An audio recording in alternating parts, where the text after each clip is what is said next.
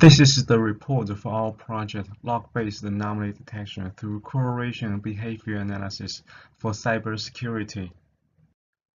In one sentence, this project develops an effective framework for anomalous correlation detection from large-scale streaming data. Let's first look at project background. Detection of anomalous correlation has many interesting real-world applications. In many cases, normal data entries are assumed not correlated. For example, the server visit, stock index change, and some sensor time series. Anomalous correlation can contain potentially useful information.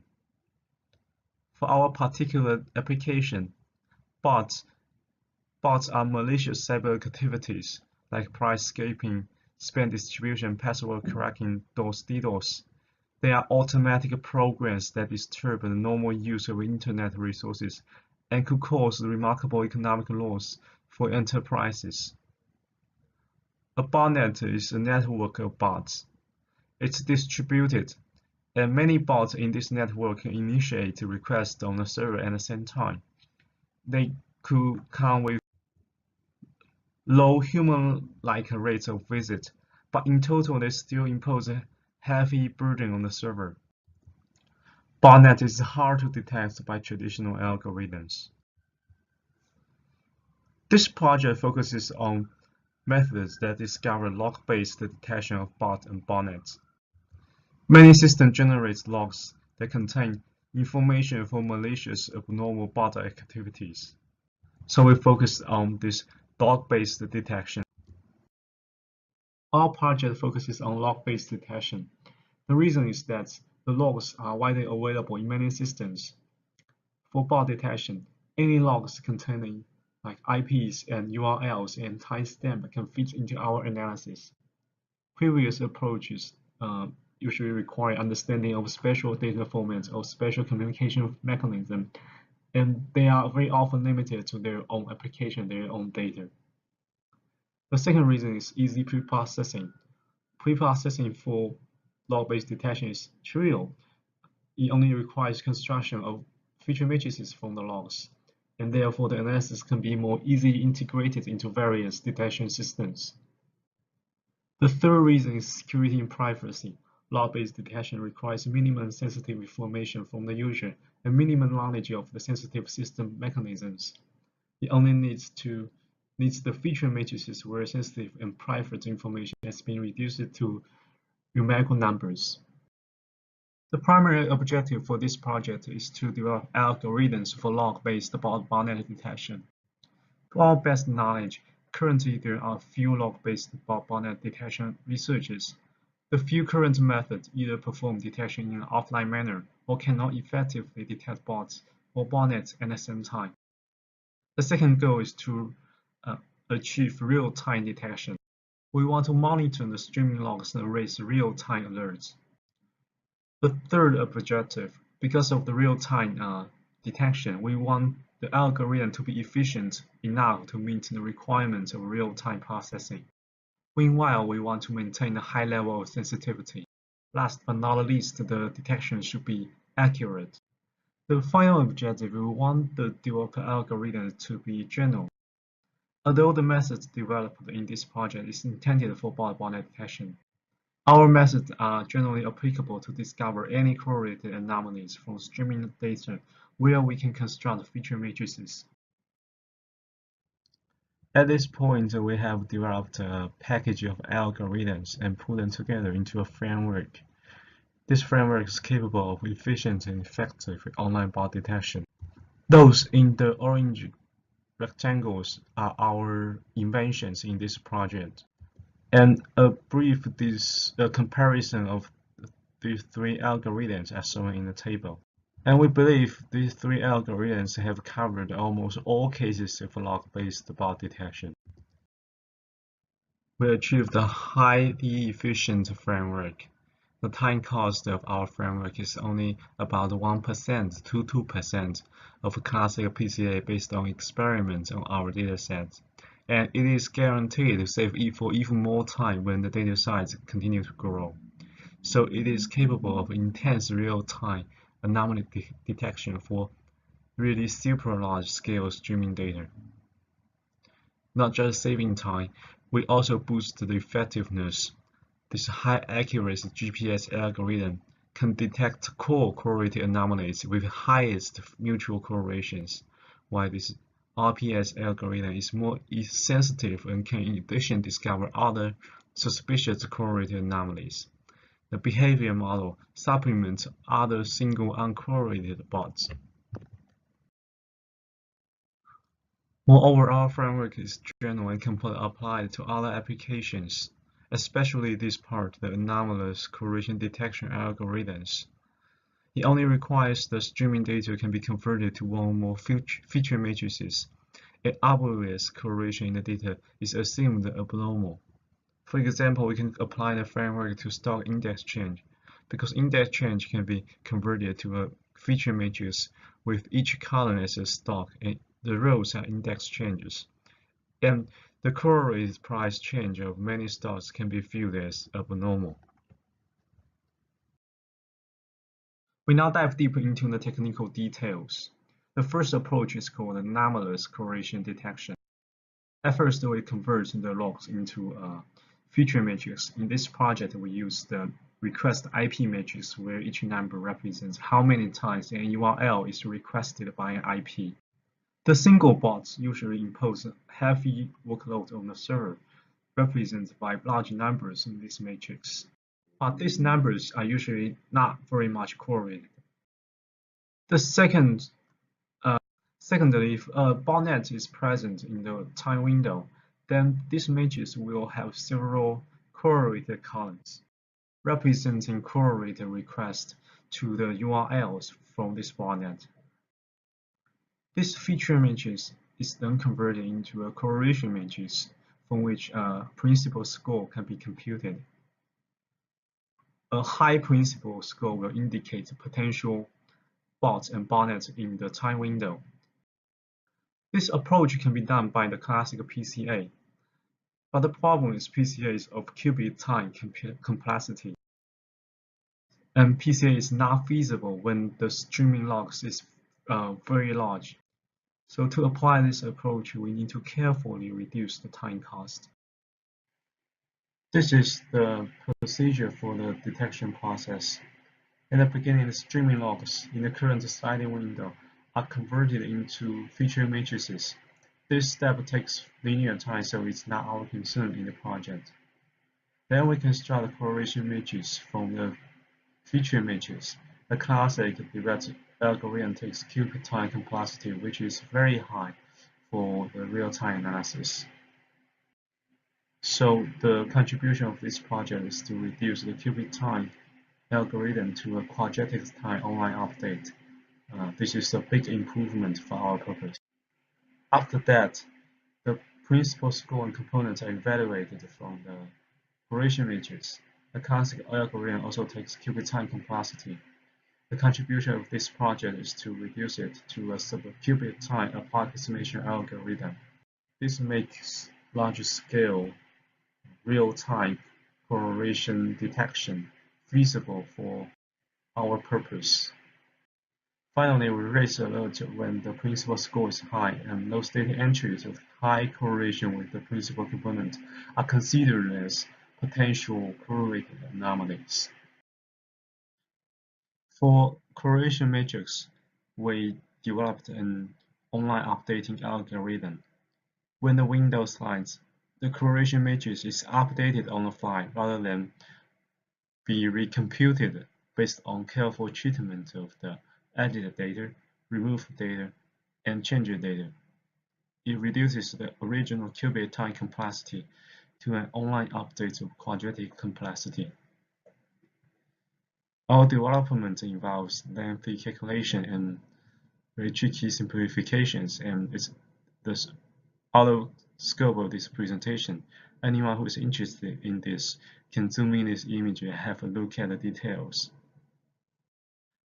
For principal score evaluation, we want to quickly go through some details in this presentation. The classic algorithm is to do principal component analysis. This is a cubic time complexity algorithm, and we think it's a big waste, because for our purpose, only the top eigenvalues and eigenvectors of the correlation matrix are actually needed for the detection. So we look at another algorithm called Lencho's method. It's an iterative algorithm to estimate the top eigenvalues, and it has been applied in other applications like process monitor. However, we realize accurate estimation after many iterations is still time-consuming and not necessary. Therefore, we design a novel, effective determination technique for our purpose of anomalous correlation detection when there is strong anomalous correlation in the data feature matrix. Lencho's iteration is not a trivial technique, so we only talk about its basic idea. The basic idea is to convert the original matrix to a tri-diagonal matrix of arbitrary size that can be used to estimate the eigenvalues of the original correlation matrix. The size of this converted tri-diagonal matrix is k. This k can be any number, any positive integer, but of course, when k is larger, the estimation will be more accurate. We find two useful facts. One is about the error bound of the eigenvalue estimation. The other is that the estimated eigenvalue always increases with the size of tri-diagonal matrix. Based on these two facts, we design a new termination technique rather than the classic one that waits for a vector to become near zero. The classic technique needs to wait about dozens to hundreds of iterations.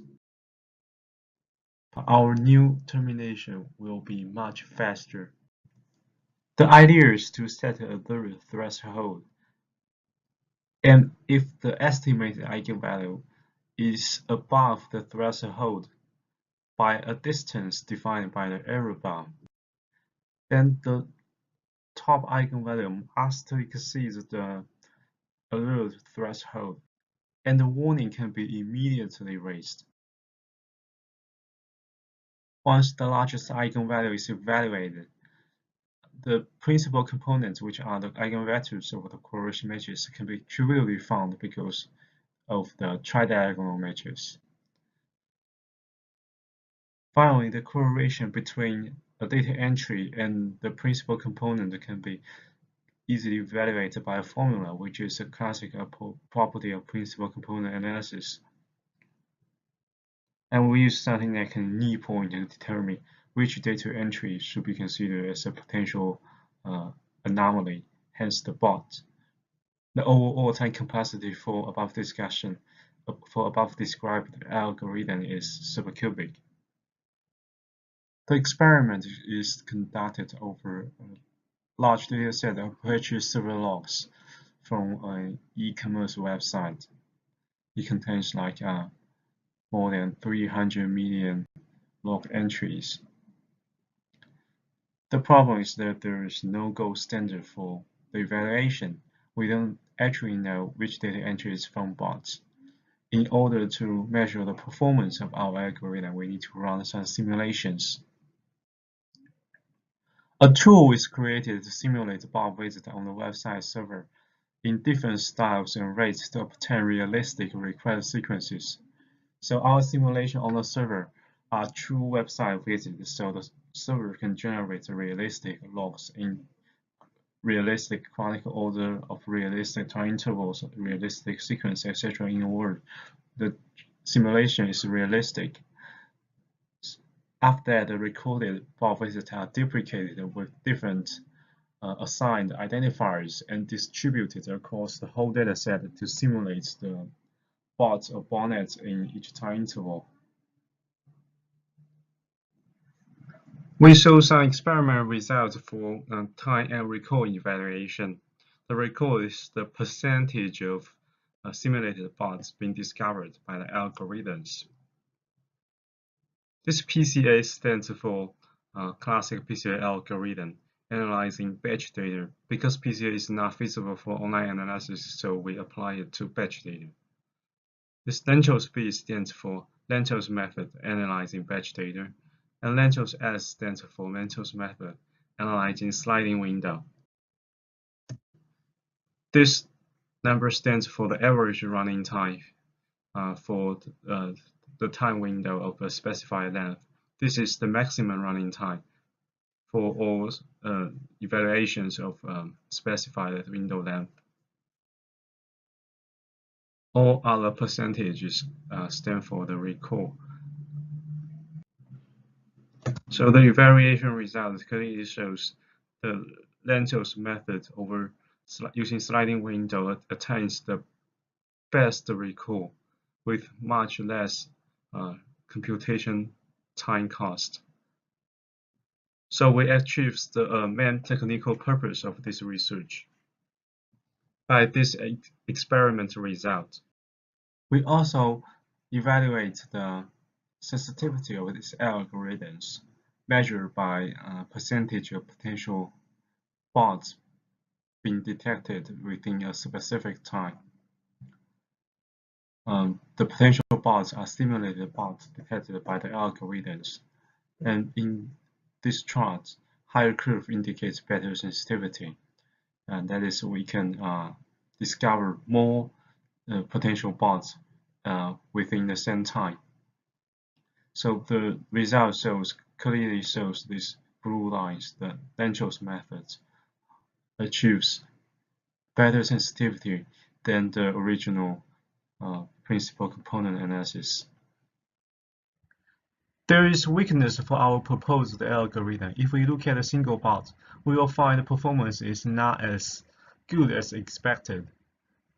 The reason is that a single bot needs to generate dominating amount of requests in order to get a high principal score. Although we have injected a large number of simulated anomalies into the true data, the detection for single bots is still not satisfying, not to mention the true data with less anomalies.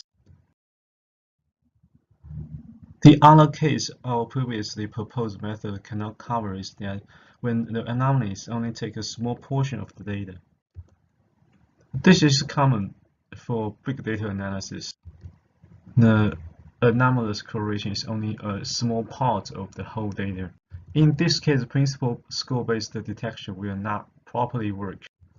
If we reduce the number of simulated anomalies in previous experiments, the performance will degenerate. For big data, we can assume the data size will become larger and larger.